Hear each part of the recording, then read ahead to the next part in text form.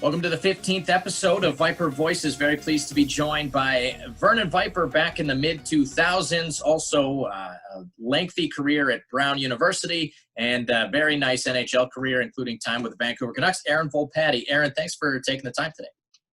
Yeah, thanks, Graham. Thanks for having me on. Well, the great thing about these interviews is we get a chance to connect with Viper alumni who've gone on to, have great post-hockey careers, whether it's still playing the game or whether it's just wrapping up after college. But we always like to start at the beginning because it's where you sort of branch out and make your decisions and why you make the decisions that you do. You're a Revelstoke guy. You're from there. You played 2 years in Junior B. What'd you like about playing Junior B in your hometown? Well, the town itself is great. And, if you like anything with the outdoors, it's a beautiful place. So I actually probably didn't appreciate it as much as I should have going back now. The fan base was great. We always had a competitive team. And, obviously, like you said, being in my hometown, I got to graduate there while playing, which was great. I almost came to Vernon that grade 12 year, but the team was pretty stacked and it was sort of known that, I might bounce around back and forth. And I think at the time they might have been affiliated with Grand Forks, and they said, maybe we'll spend time. And I said, listen, let me just go back. I'll play first couple lines. And so that was a good decision I made doing that. And it's funny now I go back, I've seen a couple of Grizzly games, and they've different than when I played. They've blocked the whole one side off for beer garden. It's all the Aussies and they're just hammered. And it's just a riot. I don't know, they probably pack 700-800 people in that little rink, and it's just the Aussies think it's like the NHL and they're just having a blast. So the atmosphere is unbelievable, and the town itself has changed a lot. So I think even now I can't imagine a better place in that league to be playing. So, and they've still got a great reputation. Last season I think they were number one. Do you sort of keep tabs on that? Do you still have family ties in that area, and do you obviously still look back fondly on your time there in your hometown? Yeah, I don't follow it religiously. I'll check maybe a couple times a year, I wonder how the Grizzlies are doing. And I did remember last year they're doing really well. And like I said, I'll try and get to a game a year because my whole family's there. So when we're in town, my son thinks it's pretty cool. He's 4, so would take the kids to the game, and they think it's fun. So yeah, it's good. And they actually did a little ceremony, I think that was 2 or 3 years ago, where they retired my jersey, which was really cool. And so that was a kind of a fun night. And yeah, so like I said, I keep tabs.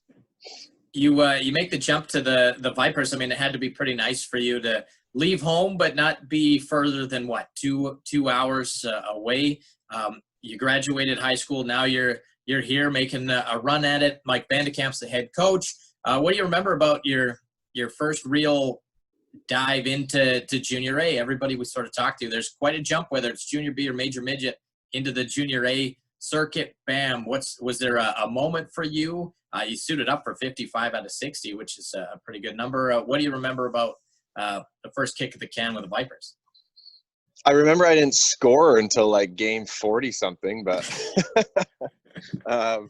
no, it's similar to different leagues jumping up, as you keep going. It's just that the guys are that much bigger, that much better, more mature a lot of the time. So yeah, it was, for me, I knew my role, which was good. And I don't know, a lot of people probably remember Larry Black. He had a big influence on me because he was with the Grizzlies. And I think he was scouting at the time for the Vipers. So he sat me down and he said, look, you're not a goal scorer. Don't be one. And I think, the game's changed a ton, as we know. And I don't know if the roles are as defined now. And I think that's, challenging for some of these kids. I knew what my role was and I liked it, and, I was good at it. And so that, I remember, for me, was a big, sticking point. And the challenging part with that is I wasn't a big kid. When I was 18, coming to the league, fighting, 15 times against some of these guys. And I'm kind of oh boy, can't really go shot for shot with some of these guys like I was doing before. So Yeah, so I think that was the biggest thing. And like you said, being close with my family was great. They came to every home game. It's funny, they tell me now, they're like, how were you the last guy out of the room every single game? And we're like waiting for, I don't think they got home till 2 a.m. most nights. So you're just a naive kid and you think, they'll be fine. But I look back now, even that I have a son, I'm just like, God, I could have hurried a little bit maybe, but I was Yeah, always no the last hustle. guy out of the room, which just like being in there, But anyways. Well, I've actually got a follow up question for you. You mentioned playing the role. How well did that prepare you? I mean, we'll get through to the professional career, but as you mentioned, roles may not be defined as much anymore, but they are when you get to higher levels because winning is of But the utmost as you get higher and higher. How did being in a role like that, whether it was a third line grinder or even hypothetically a top line scorer, how does those roles help prepare players for what's to come if they want to make a true run at hockey as a career? well, I think it's like anything, the longer time you have to sort of perfect your whatever your respective craft or art or whatever it is, then the better prepared you're going to be. I had a lot of years of practice in that role, so you know I I kind of perfected it in a way. The only really year that changed for me was my last year of college. My senior year, I was like a first line player. I was, one of the top players in the NCAA that year, and it just happened. Like the year before, I was still that third line kind of grinder, and that doesn't mean I was playing differently. I was still playing the same way, but and that's ultimately what led to the professional career. Is I combined both, right? So um, yeah, I think just time in the role is probably what prepared you most. I like my mindset. A lot of it was, you know, a lot of visualization mindset, things like that to sort of prepare. And yeah, really it was just time and preparation and repetitions and knowing your role. And I don't know if it is less defined now, like for you guys as with the Vipers. That's just me from an outsider's perspective looking in. Like I don't follow the game closely a ton. So I just remember when I played, it was like you had your top six and your bottom six, and there was like a very hard line there. you know, it's like this is when the synergies came out, and like the top six guys got the synergies, you guys got the wood sticks, and you're expected to like break them over guys. Like it was very clear cut then, and no one cared. They were just happy to be part of a successful team, right? So, anyways, yeah. Did you have to make a decision at any point about maybe interest from the Western Hockey League? It's a question I like to pose to guys, specifically around the 17-year-old mark, where, at that point, if you get a Western League game in, whether it's exhibition or regular season, you lose your NCAA eligibility, or were you pretty focused on making the jump using Junior A to, get an education through the NCAA? Yeah, for me, like I entertained that idea. I got some letters about coming to some camps, but honestly, I was never that good. Like I was never recruited that hard, so it made it easy for me to not go down that road. I think even if I was a little bit, I still would have. I really wanted to go to the NCAA was my ultimate goal. The rest after that was bonus for me. So it's tough to say what it would have been like if I was like a more touted prospect, but I wasn't. So it was pretty easy for me. But I know it is like a challenge for some kids, and I could shed light on it, but I don't have the answer. I think a lot of people will tell you that if you're going to be a first, second rounder, and you want to, then yeah, go play in the WHL. But I've played with some guys that have played in the WHL for a year, and then they didn't. That's all they played. And they said, I wish I would have, maybe focused on the NCAA a little bit. So it's a bit of a tough one. It's a hard decision to make. I got a question for you. Do they still, is there a time limit that a person in the CHL can take before their college is, null, or they don't get that scholarship? Because I know it was like a 2-year or 3-year time where they had to go to school. If not, they like lost it. I don't know the answer to that. This past year, all the 20s that had Western Hockey League experience, they went this year, and it seemed Did they? like there was a bit of an emphasis to go right Yeah, away. I would that was imagine there's something got to be. that was just something I really disagreed with, and um, I mean, they're probably like, who cares about this guy talking about the WHL? But um, the fact that they would, because I had guys that would come and try and play pro, and chase your dream. Like, why not let these kids chase their dream? And maybe they don't make it, but maybe they do for 2-3 years, and then they have to make a decision. I have to like keep going or go to school because my school is not an option after this. I think that was a bit of a silly rule, but that could be changed. Who knows? Yeah, That's my rant on that one. But there you go. Well, it's an open forum, right? Absolutely. And you know what? And honestly, I hadn't really given that any thought. A lot of it opens up a lot of questions about what guys go through. So I'll look into that and I'll report back to you just in case. Yeah, there you go. I give you some homework. That's really what I was trying to do. Appreciate it. I was just looking for more work. Coming into 03-04, the team itself, you were in your last year of Revelstoke. The team lost in the Doyle Cup to Camrose. You mentioned that you opted to stay in Revelstoke because they were a really good team, and obviously they went on the run that they did where it doesn't look like they lost a game right up until that. You had a good team, though, in 03-04, 37 wins, 15 losses. But I know this story only because I have a relationship with Luke Pierce, and his story that season was a great one. Todd Miller tells a good story of the last game and how heartbreaking it was. Obviously not the way you guys wanted it to end, but is there anything that sort of stands out for you in 03-04, going through the motions with 37 wins, but unfortunately going out in the conference quarterfinals to the Smoke Eaters in 5 games? The thing that stands out to me is not like the loss itself, but every time after that we played Trail, Van de Kamp made it clear. He's like, you guys lose to these guys, you're going to pay. So I don't think we lost to them again, because it was a big upset, I remember. But wasn't it last year there was some crazy upset? Who beat Penticton? Like, these things can happen, right? It was a Cowichan that did it? Yeah, and Van de Kamp was a part of that one. Yeah. Yeah. So, yeah, I mean, like, these things are going to happen, right? But it doesn't make it easier when you're on the receiving end of that. So I don't remember too many specifics about the series itself, but I remember we were pretty bummed about it for sure. And tough to lose that one, obviously, at home. Yeah. The franchise itself doesn't go out in the first round typically very often. I've been here 7 years. It's happened one time other than, this past year due to COVID.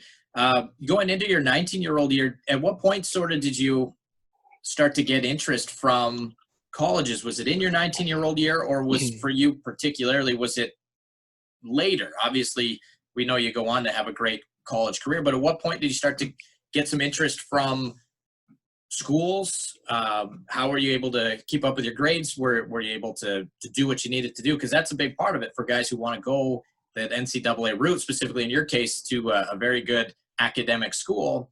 I'm sure there's a lot of extra work outside of the rink that has to be done. At what point did that happen for you? Yeah, that's actually a pretty interesting story. I didn't get a ton of interest. I don't even think any interest really my 19-year-old year. The first call I got was actually when I was in the hospital and I burnt myself that summer.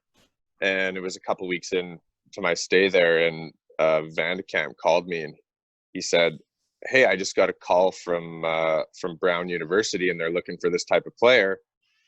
And, he said, I got the perfect guy for you, but there's just one problem. He's like, burnt himself to a crisp. He's in the hospital. They don't know if he's going to play again, kind of thing. And so that was the first time. And then I got in touch with the assistant coach at Brown. And it was kind of, he said, listen, we don't have any expectations. We just want to let you know, like, we're really interested. We're not sure where this is going to lead us just because of where I was at, but it ended up working out. But yeah, that was that summer after that season is sort of when it all started happening. A lot of people share stories about you, and it's not out of negative context. It's like Aaron Volpatti played a certain way, and in this day and age, you probably couldn't get away with those. And I was looking at your penalty minutes in your first year, you had 134, 106 the next year. I mean, as you started to get a little bit older, you talked about embracing the role. Was that still something that you sort of like to do, or is it a mindset when it comes to throwing down with some of the tougher guys on other teams, or just playing a physical, reckless abandon style of game? Was that something you sort of embraced throughout the course of your career? I totally embraced that. I mean, I like people being scared of me. It it gave me that space, and pretty much like through every level, nothing ever changed for me. It was like anytime I was a rookie, it's like, all right, back to I'm going to be reckless. Like I want to, get noticed, and I want the other teams to be, afraid of when I'm on the ice, because I'm making a difference in the game that way. So anytime I was a rookie, it didn't matter if it was junior B, junior A, college, AHL, NHL, it was always the same for me. It was always, I'd have to go back to that, partly because that's how I was going to stay on the team to start. Like, you know what I mean? As you move up, especially when I went to pro, I'm like, oh, man, these guys are good. So it's a no-brainer every level. You got to go back to what got you there in the first place. And for me, that's what that was. So, and then I would add layers onto my game after that.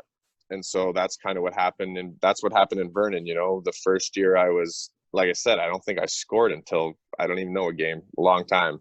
And that's because I wasn't really focused. I'm pretty sure Vandy told me to not even worry where the puck was. So like that was my role. Right. And yeah, you're right. I look at the penalties now. If I go to a game and I'm like, man, I would have been like lifetime banned from this league. Like we had that starting play where, I don't know if you know that one, but every game we would have myself, every starting face-off, myself and Dallas Costanzo on the blue line, and we were line mates, and he hit hard, and Dean Strong would take the face-off, and he won it every single time. So this play worked every time, and he would win the drawback to Dallas, and he would flip it behind the net, and whoever went back for it was going to get killed. That was like what we did. And even if you didn't have the puck, and it was just, that was our play, and it worked every time. And sometimes the D-man would just not even go back. They just say, right, take it. So, yeah, if you did that now, like, oh yeah, I don't even know, you'd be suspended for sure. So it's changed a little bit in that sense. But yeah, to go back to your question, for me, it was always like, when I was a rookie, through every step, it was always going back to that role and to what I know. And then I would add layers on as I, progressed in that respective league. So you ended up finishing with 18 points in 57 games. But again, the team itself was very good. Taking a look at the numbers, 42 wins out of 60. My goodness, that's something that you don't see a lot of anymore. There's so much parity. But, I mean, and it seemed like it would have been I don't want to say a bit of a breeze, but you guys rolled quite a bit. Was there anything that you noticed that worked better that particular year than the year before? No, not really better, I guess. Our top six was really, really good that year. I remember those guys. I can't remember how many points those guys had. I think like close to 100 was one of the top guys. And then a lot of guys had 70 points, 80, you know what I mean? So those guys were on fire. And then, like I said, with our roles, like that team, I think, had the most defined niches in terms of roles on maybe any team I've been on. And I think that's what made us successful, is that guys really liked their roles. And yeah, I do remember more about that season than the season before, only because I think we were ranked first or second in the country most of the year. And so we were like a favorite to win. And so that upset was I wouldn't even know if it was an upset, because we lost in the finals to Surrey.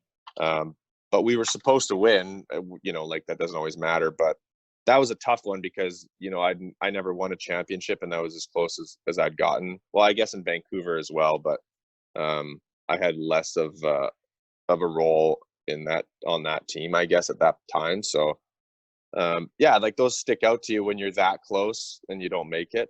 But in terms of the team, I think going back to our roles were so defined and guys like really, played for each other. We were a really close team.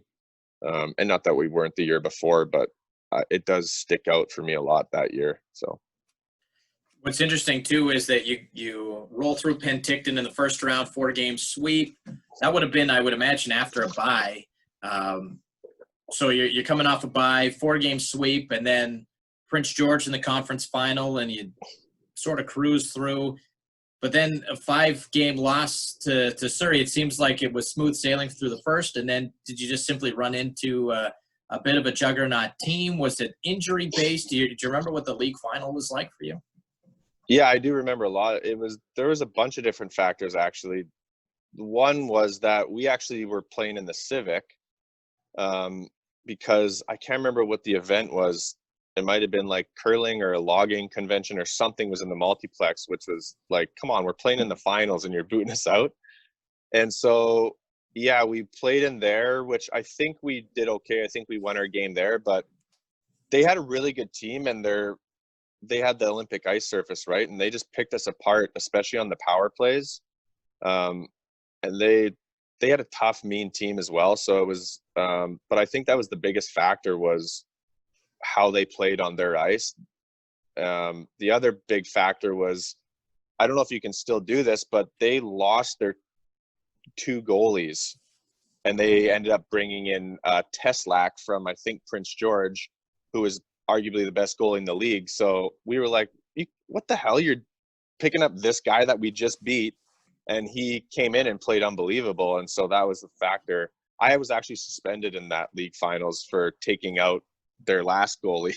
Oh, I think we were losing like 6-1 or something in their building, and I ran their goalie and got suspended a few games. So those were tough games to watch in the finals. I was losing my mind, but and to like get suspended in the finals back then, you had to do something pretty bad. So it's just a different game then. And but yeah, so there's a few different factors, but those are probably the main ones.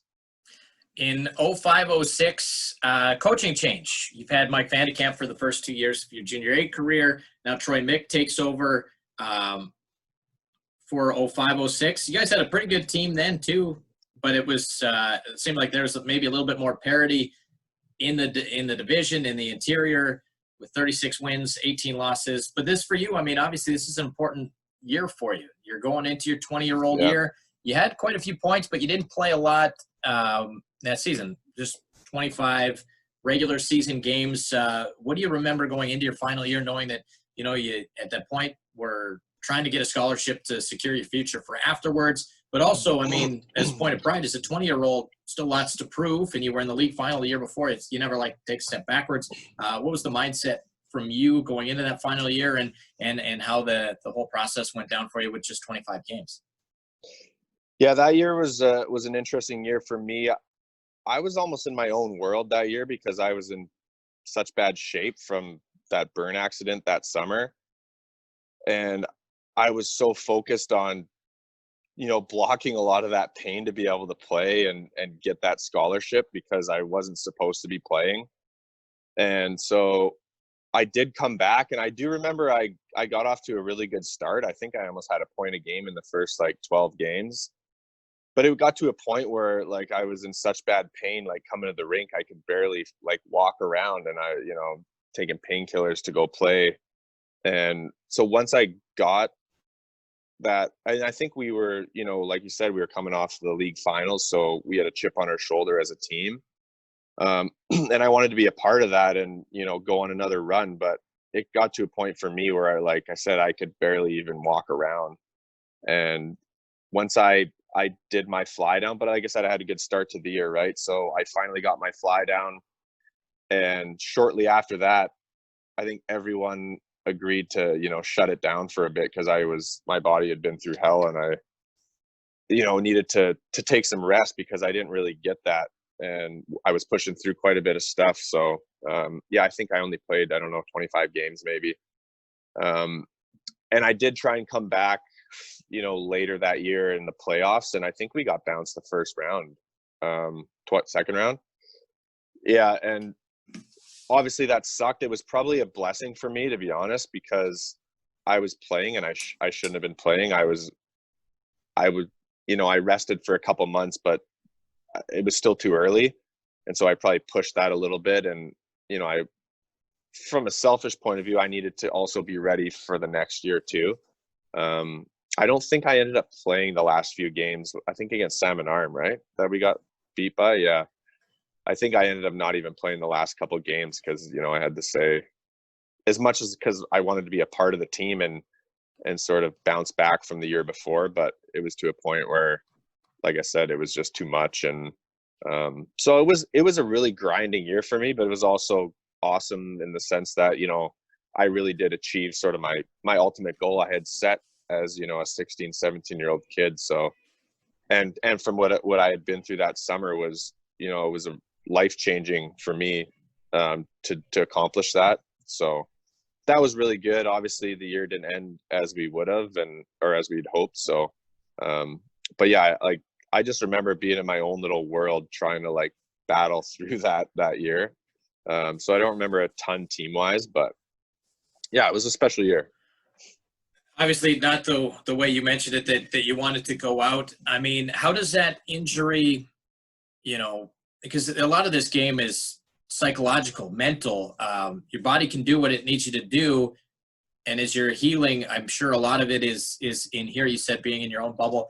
What does that do to help prepare you for the next level? You secured your scholarship to Brown University. That's not necessarily known as the best of hockey programs, but I mean, they know clearly. Everybody who knows Brown knows that it's an academic school. Their hockey program's pretty good. How does an incident like that help prepare you, or maybe put certain things into focus when it comes to becoming a student athlete? Yeah, there's no way I would have gotten to where I made it without that. It made me so strong mentally. So for that, I'm thankful for that, going through that as tough as it was. And, but it really did sort of callous me and callous my mind and prepare me, focus wise. And like I said, even at that point, I didn't expect to play pro hockey necessarily. I was just, happy to make it there. And, yeah, it really gives you that mindset, that discipline, which I think transferred over really well. Like I said, it took a few years there for me, but that's how my career went through every level.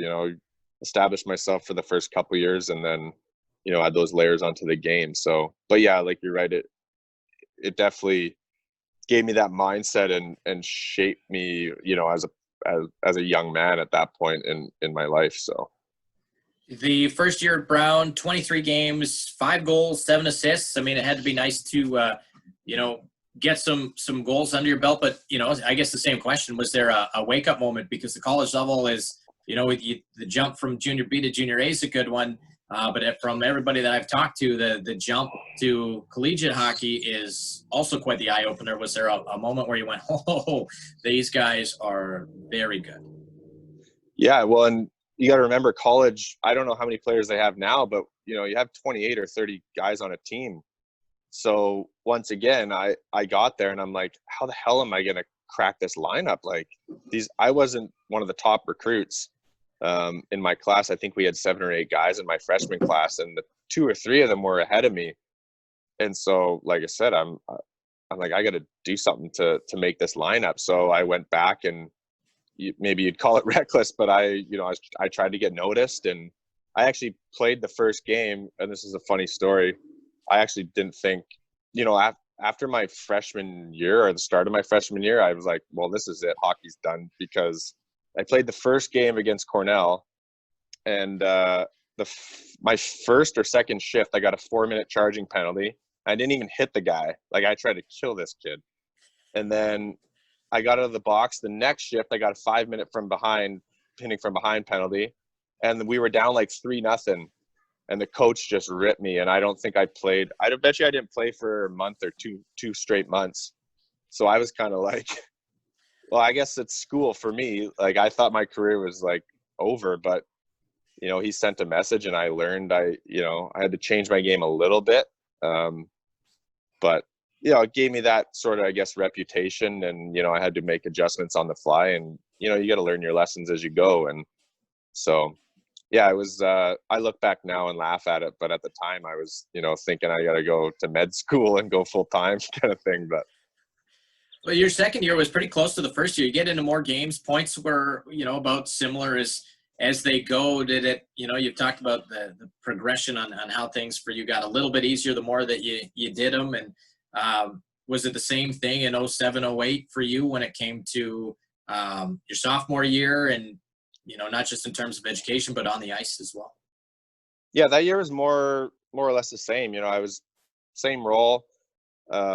Established myself full time. I don't think I was healthy scratched any of those games. I played most games and was making a difference. I might have played some PK, but yeah, for the most part, that year wasn't too different in terms of hockey from the first year.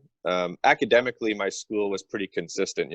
I had my major in human biology, and I fulfilled what I needed to do every year, and so that was relatively consistent. But yeah, the hockey wise, it didn't really change until my junior year, where I think I might have bumped up to the third line kind of thing, and played a little bit more.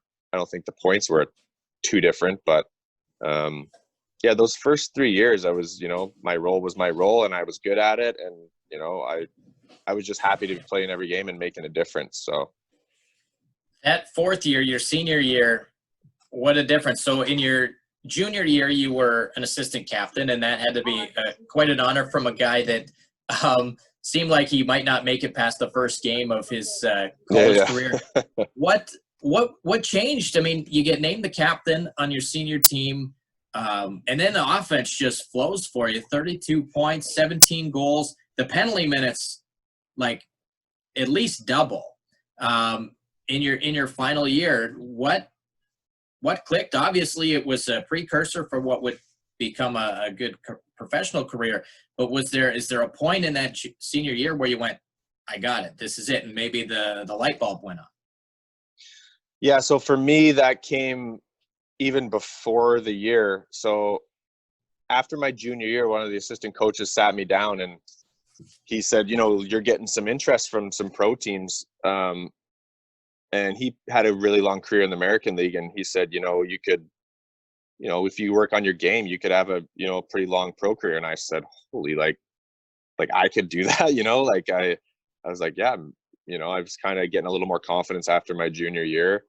So I actually ended up staying in Providence that summer, and it was, for me, I look back on it now and I reflect, and like, two of the most important things in my life and like hockey career was like the summer that I got burnt, and then this like conversation I had with my assistant coach at that time, because for me, I knew like my mentality, my mindset, I had that from what I had went through, 3 or 4 years prior.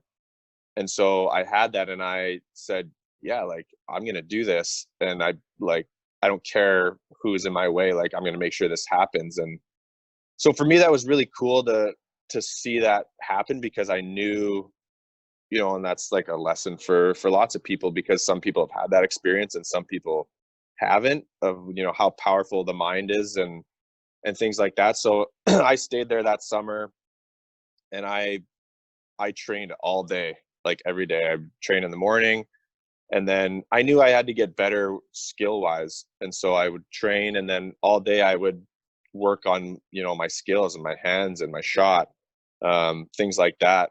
And then when the ice went in, I was on the ice with my assistant coach. I'm like, can you work with me? Because he was a really good offensive player. And he really helped me add that layer onto my game that I had never found before. And it just goes to show you, if you put your head down and you put in the work, yeah, you need some underlying talent, obviously. Like, not anyone can just go be, a famous musician. You got to have some sort of talent. But if you're just good enough, and which I was, and then I added that layer on. So for me, doing that, and I had so much confidence, and then I got off to a really good start. And then it just snowballed to the point where, I'd be going into games knowing I was probably going to score, which I had never had, and it was a great feeling. It's probably how, guys like Crosby and Ovi and the top players feel, which I've only had for a very short time in my career, but it's pretty cool feeling knowing that, for me, I was like not even really on the radar of pro teams to halfway through my senior year. I was one like top 3 players in college, and like I was guaranteed to sign a contract. So my confidence was sky high, and it just added to how I was playing. And I was dominating games, and it was a great feeling. And so it was a pretty special year. And then obviously it helped that we never had a great record at Brown, but we went on a bit of a run that last year. I think we went to the ECAC tournament, and but I think we lost to Cornell. They were a powerhouse. But it's like the farther you make it as a team, the more scouts are going to be watching. So that just sort of added to everything. But yeah, it was a really cool year. Just how I prepared and how that confidence really, really snowballed for me. So. And 09-10 is, you're not kidding about the crazy year. I mean, you finish up at college, and then, I don't know what the timeline is like from the time the college season ends, but you get 8 games with Manitoba Moose. So you've signed a professional contract in the Vancouver Canucks system. You get 8 games, you score your first professional hockey league goal in the American Hockey League, and then you get 5 games in the playoffs and you score again. I mean, that's an incredible year. I mean, could you imagine going in? I would imagine that's not quite on your radar from game 1 at college to getting to get your feet wet at the professional level. I mean, that must have been a whirlwind to go from Providence to Winnipeg and sort of all points in between. What was that experience like, progression from your last year or your last game of college and going right into a professional career? Yeah, it was a whirlwind. I remember the day, I think it was March 22nd, we played our final game in college, and I think I signed the next day. And then the next day after that, I was gone on a plane, and luckily I had my academics in order and I was going to graduate. And some of my teachers and professors were really good about it. And they said, yeah, you're good, man. Like go chase your dream kind of thing. So that was good. And, but yeah, it was crazy how fast it happened. And yeah, I really liked the time in Manitoba. I actually played a pretty prominent role. I think I was playing third line, and I was playing a lot. The coach liked me, which helps. And yeah, it was actually funny. I think it was my first or second game is when I scored. And, once again, I got to a new level, and I was like, okay, I got to make myself noticed. So I got in a scrap. I think my first or second game, and it was in Abbotsford, I believe. And I was like squaring off with this guy, and I ended up tripping over the net and falling, and everyone's laughing. And the guy that's fighting me is laughing, and I'm like, oh boy, here we go. I just made an ass of myself, but did all right in the fight. And then I scored. So I made a good first impression, and my confidence is pretty good. But the funny thing about like confidence and mindset is it's not an easy thing to keep. And so after that year is sort of, it was a challenging to keep that, because like I said, it's a tough game, and the players were that much better. And so that was a little bit challenging, but it was a great experience. It was a whirlwind that spring for sure. Needless to say, the Canucks were pretty loaded that year. And, obviously 10-11 was when they went on their run to the Stanley Cup. You played in 15 games with the club that year. Do you remember this seems like a stupid question, and I feel like an idiot for asking you, but do you No stupid questions. Well, your first NHL game, I mean, that's got to be, we talked to Connor Jones about his first game with the Islanders, and his brother can recall every moment from watching, and Connor can remember everything that went on. Is it the same thing for you when you got into your first NHL game? Where were you? What was your role, and what do you remember most? Yeah, I can remember. The thing I remember most is how nervous I was in warm-up. I don't even think I touched the pucks. I touched a couple pucks, and I couldn't even stick handle, because I was like, oh God, I'm just, don't screw up, like kind of that kind of mentality, which isn't the right mentality to have, but it's tough when you put on all that work and it's finally happening. And but once the game starts, it happens so fast that you settle in. So I remember being really nervous that day, and like I said, through warm-ups, and we played the Maple Leafs at home in Vancouver, and my whole family was there, and so it was a really special day. But I settled in really well. A lot of people will probably tell you that when they make the jump from the AHL to the NHL, it's almost an easier game. The players are that much better, and I scored in my second game, and I think I actually hit a post that game and played really well. I was like, this isn't that hard. Like because you always, for me at least, I had that sense of like, do I belong? Like, these are the best players in the world, and I had my role, and that's the second, third game up. I got that confidence, and I said, no, I definitely belong here, and it helps that guys are in the right spots. If you make a bad pass, they'll pick it up. Where in the minors, it's a little bit more run and gun, and everyone's trying to get noticed to make it up to the NHL. So, but once again, like I mentioned before, that you have a bad stretch of a game or two, and it's tough, especially when you're a fourth line guy, to keep that confidence. And so that was challenging. But yeah, that first year there, the team was really good too, which it always helps when you're winning. So I think we won the President's Trophy that year. So we were rolling pretty good. So to be a part of that was really cool.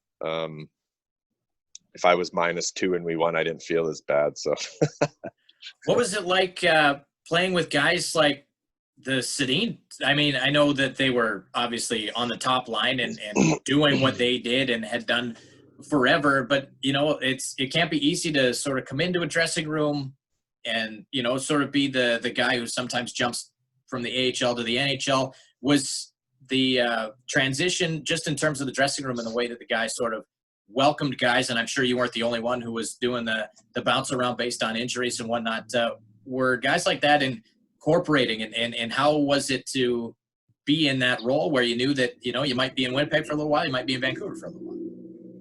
Yeah, they were great. Hank and Danny I don't think's ever said a bad word about those guys. They're pretty special guys.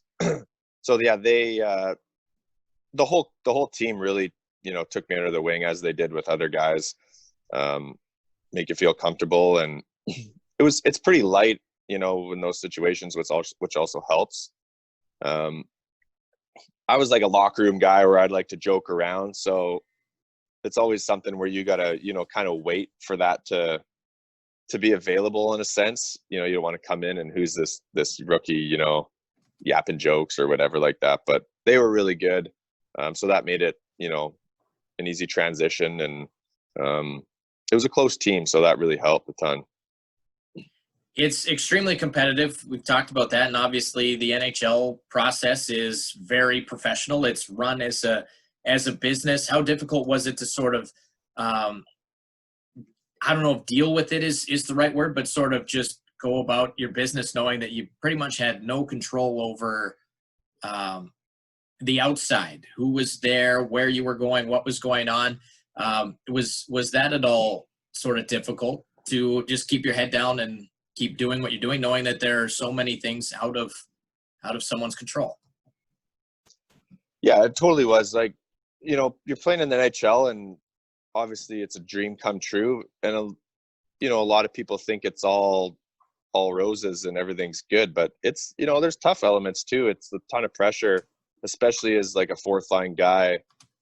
I went through my whole career knowing, like, am I going to be here tomorrow? Like, I'm going to have to make a difference in some way. And usually that meant doing something physical, whether it be a fight or a hit, because, as a fourth line, you're on a tight leash. If I turn the puck over my first shift, I'm not playing the rest of the period. So it was really, that was the challenging part, was to get that confidence a lot of times, because, you're just trying to keep it simple and play your role.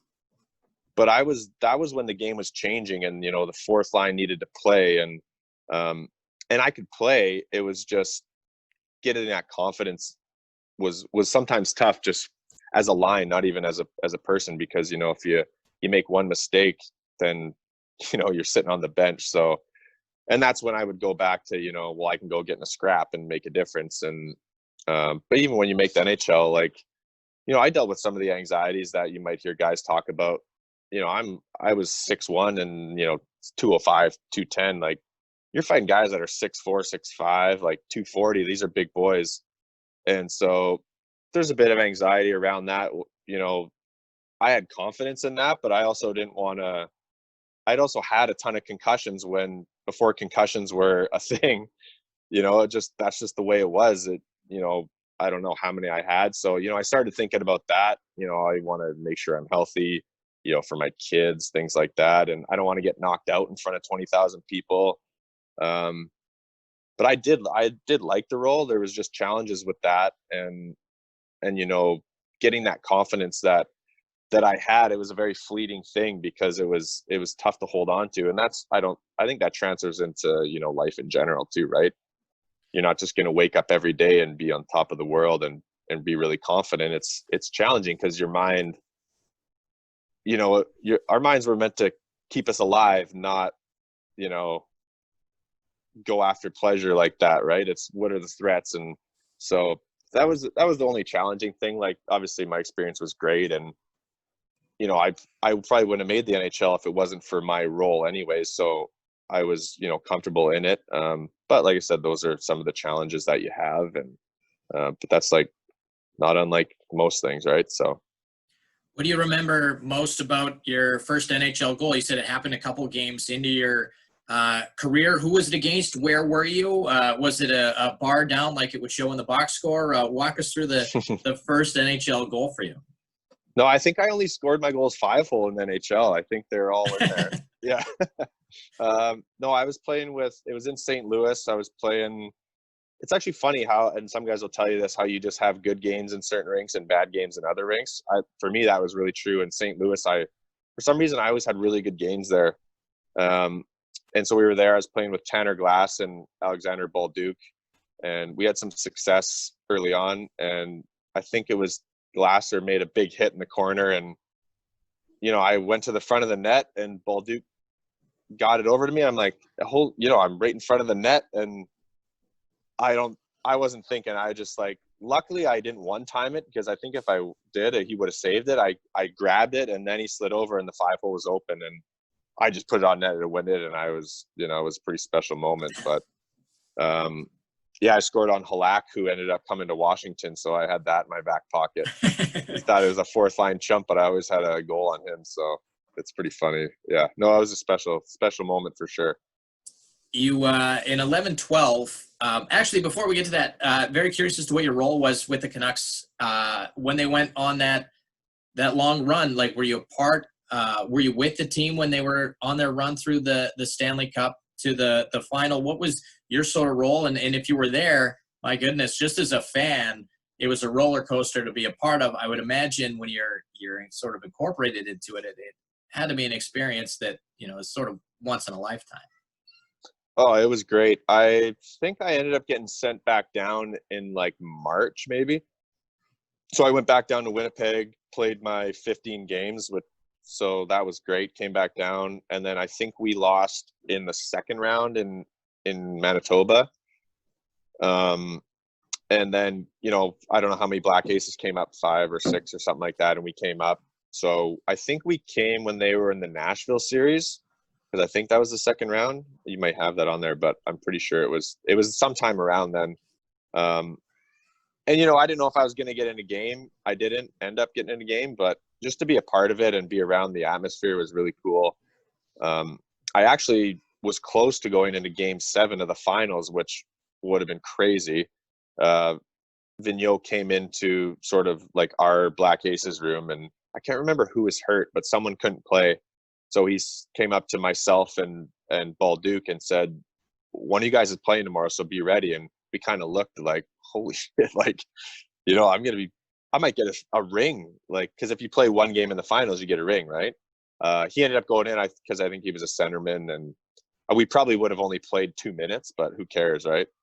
So, yeah, it was it's tough the way that it ended, but it was a really cool experience. And, it also set me up for the next year, because the consensus was that we got pushed around by Boston, so they were looking for a little more sandpaper, which, helped me out making the team that next year. So You got into 23 games the year after with a goal. I mean, walk us through what that was like. Was that sort of an injury-based thing? Because at least doing some research, doesn't look like you were in the AHL at any point during that season. Was that just sort of an injury-shortened season? And, did that year get a little bit easier, your second year through, as you sort of continue your career?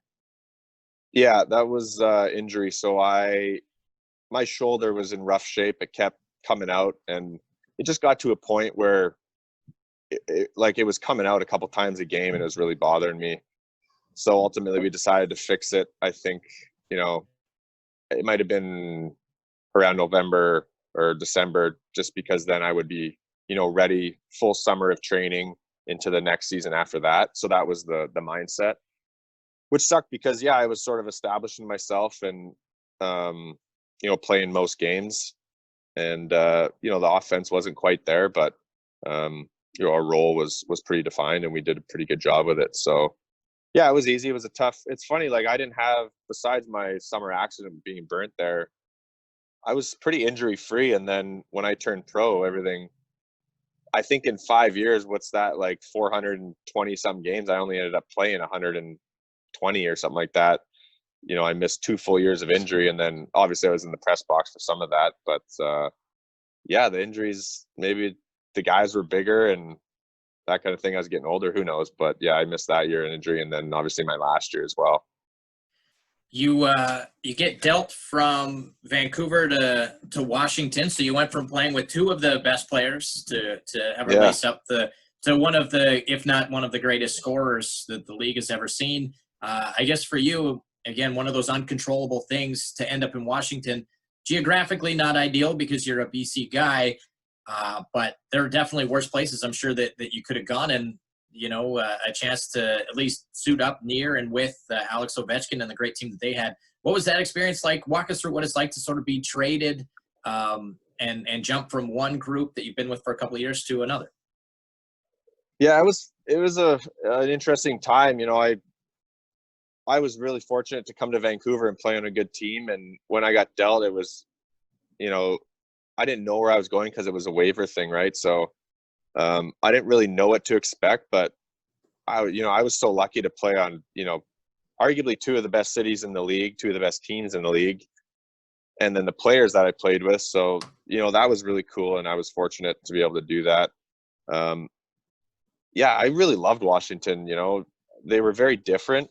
Vancouver was much more what you think, pro hockey to be like, very regimented and structured. And then I got to Washington, and it was, I don't want to say country club because, it was a little too much that when I first got there, and that changed my second or my third year. And that's probably why you saw them have, they climbed that last hump and had the success. So, the city was awesome. I really loved it in Washington. Vancouver is like, it's a little bit of a small, big city, like a lot of the guys kind of kept to themselves, and the team in Washington was really, really close. So that was really cool. And obviously you saw the success they had shortly after I left. Coincidence probably, but but no, I was really lucky to be in both places. It's a trade-off. You want to play on the best teams. Sometimes you might get more of an opportunity if you play on maybe not as successful as a team, but for me, it was really cool to be in those two places. It was a good experience. 2013-14, you get into 41 games, which is half a season. It's the most NHL games that you get into. Adam Oates, I think, was the coach of the Capitals at the time. The record when I did my research was, about 8 games above 500. But to suit up for that many games throughout the course of a season, I mean, how did you feel about that? Because again, you sort of talked about the number of games played. That's significantly more than, you hadn't played over 40. You played 53 with Manitoba, but other than your junior days, it had been a while since you'd hit that mark. What did you like about getting into the lineup on a regular basis and on a team that was at that point at least putting up some wins? Yeah, you get into more of a groove and a rhythm playing like that. Every guy will tell you it's tough when you're playing every other game, even when you're not playing a lot in the games you're in. it's tough, and it's hard to, like I said, to get into that rhythm and get the touches with the puck. So that was a little bit tough in that sense, but it was awesome to play. Excuse me, to play in that many games. So, sorry, I got something in my throat, but yeah, it was like I said, the team was great, the city was great, and that's was maybe the first year I was like, really a part of the team because I was, playing a lot of games, right? So it was really cool to be a part of that, and I spent some time in the press box, and then I think I had my surgery like later that year, so it was a little shortened that way as well. But yeah, to your point, it was great to be, a mainstay, you could say, on that fourth line on the team. So Your last year of pro hockey is 2014-15.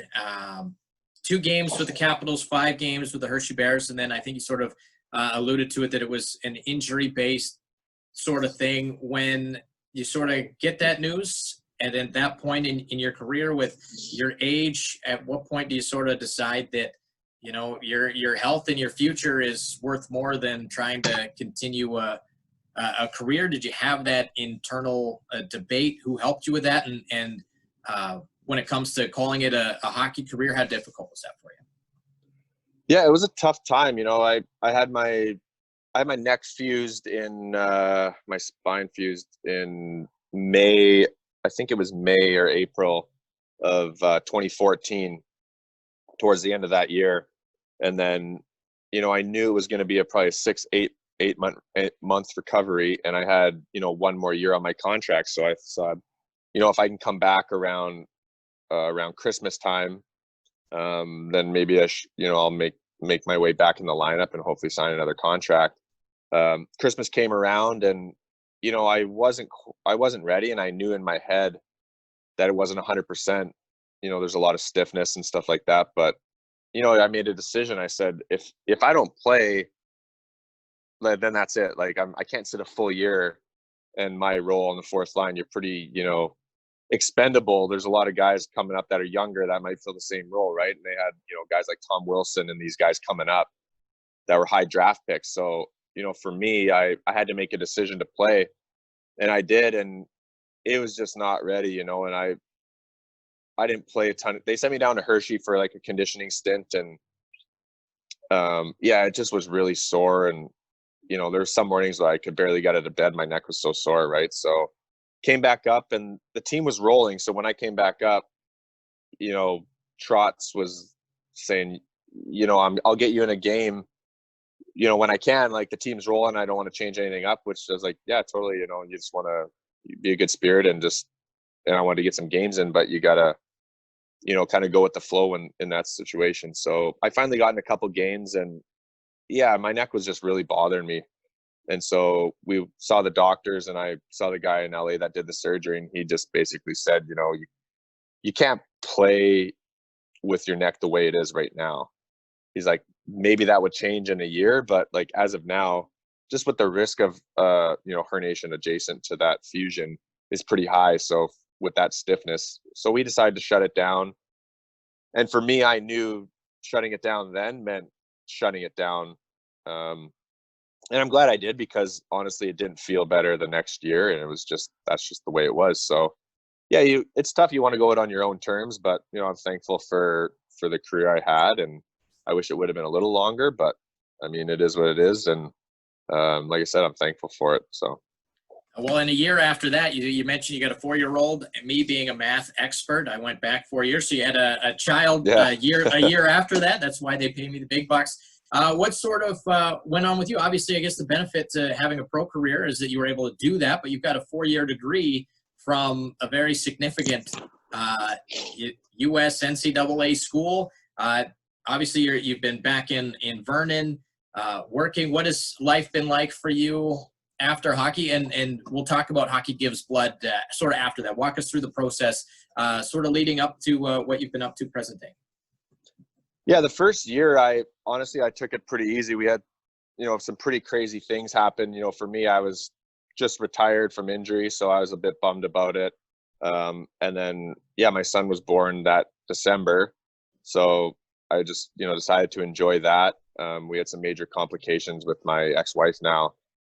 So that it was just a whirlwind, and then I had some family things go on, and so kind of got hit with a lot of things at once. So like I said, took the year off and just tried to get back to normal life and things like that and enjoy, my son. And so I did that, and then worked in wealth management for a couple of years, which wasn't what my degree was in, but your interests shift. And I got really interested in that stuff, and I did that, and ultimately didn't know if it was for me in the long run. So I left that, like I said, about a year ago. And then, yeah, it's like as some guys will tell you, it's kind of on, what am I going to do now? It's, all you can do, at least that's what I'm doing, is just opening doors, and you open that one and hope if it works. And it's just it's tough to find that passion that you had when you play pro hockey and translate that into something else. So, but I do have my education, and I've thought about going back to school with that. But like I said, I got a few side projects that I want to do at one point here. So hopefully, that'll happen. And the Hockey Gives Blood stuff is, taking up some of my time, which is great. It's a great initiative. But yeah, so those are the kind of things that I've done over the last few years, and no, it's been good. We had you on the air last year, I believe it was, Hockey Gives Blood night in Vernon. You had your son with you. You guys came up, did a nice interview with us on the radio. Talk about how you, again, for some who didn't catch the radio interview at the time, how you got involved, and how passionately you are involved with that, and how many big names continue to get involved. We've seen over the last little while on social media, more big names continue to be ambassadors for this initiative. Walk us through how you got involved in that, and how you feel about it in terms of your passion for the project. Yeah, so Stu Middleton and Tanner Murray, Luke Pierce, these guys really spearheaded this thing, and I played with those guys in Revelstoke. And Stu has his own personal story of sort of why he started this, and especially after everything that happened with the Humboldt, and we wanted to make a difference, or they wanted to make a difference at the time. That all the money raised was great, but what can we do to make a difference, like, long term? And so this is what they came up with, and really what it is a partnership with Canadian Blood Service, advocating for the donation of blood and stem cells and organ donors, things like that, within the hockey community, because the hockey community is so tightly knit that you can use it as a platform to really make a difference for important issues like this. And so I joined on pretty early, almost from the get-go, a few months later, because I knew these guys, and with my story, with my burn, receiving blood myself through that surgery, and then my ex, like I said, we had some complications, and she received a ton of blood as well. So for me, it was an easy thing to jump on, and I was happy to do that just because of my personal experiences, and it's a great cause, and it also keeps you involved in the game in some capacity, which is good. We get to come do these events with you guys, and the CHL is sort of our primary focus, I guess you could say, with our player ambassador program, and where we're going with that. It's gained a ton of traction, and even with the NHL teams, like I got to go to Vancouver last year and be around some of my old teammates, and we had an event there. So it's been great, and we've gained a ton of traction, and I think we're making a pretty big difference in that space. So yeah, it's been fun, and it's been good, and we're gaining a ton of momentum. So typically we wrap these up with sort of just a look at your Viper career, because at the end of the day, you spent 3 years in Vernon, and to this day, they still talk about you and sort of the impact, and I use that term literally sometimes, that you had on a game. Obviously, the fans are still there. They're the ones that consume this content. Do you have anything that you'd like to share to any of the fans and the people who were there to support you for your 3 years in Vernon, and how impactful that your time in Vernon was on what would be obviously a great hockey career? Yeah, well, obviously I made Vernon home after, so it was even better than I could have imagined. I knew the reputation was really good, and coming there, it was almost like the NHL for me. It was, back then we packed the arena. We had, I don't know what we averaged, but probably like 2,400, 2,500 average. So you know, if we played Salmon or Penticton, we had, I don't know what standing room is, 3,400 people in there. And it was pretty electric. And so I just remember it being, you know, like some of the best times in my life. The city was great. The team was great. And then obviously playing in front of the fans, you know, you guys are the best. So nothing but good things to say. And hopefully we can get back on the national championship runs that you guys had there. We were a little bit short, but yeah, those are some of my best memories. I look back, I'm still close with a few guys from those days, and you know, it really shaped sort of my life now, and I'm really thankful for my time there. We really appreciate the time. Thanks so much for fitting us in, sitting down and sharing the stories. We really appreciate it. Again, it's sort of an open invitation. If you and your boy are at the rink at any time, if we get things going again, make sure to drop by. I'd love to chat with you. We really appreciate the time. Thank you so much. No, thanks guys. Appreciate it. Thanks, Graham.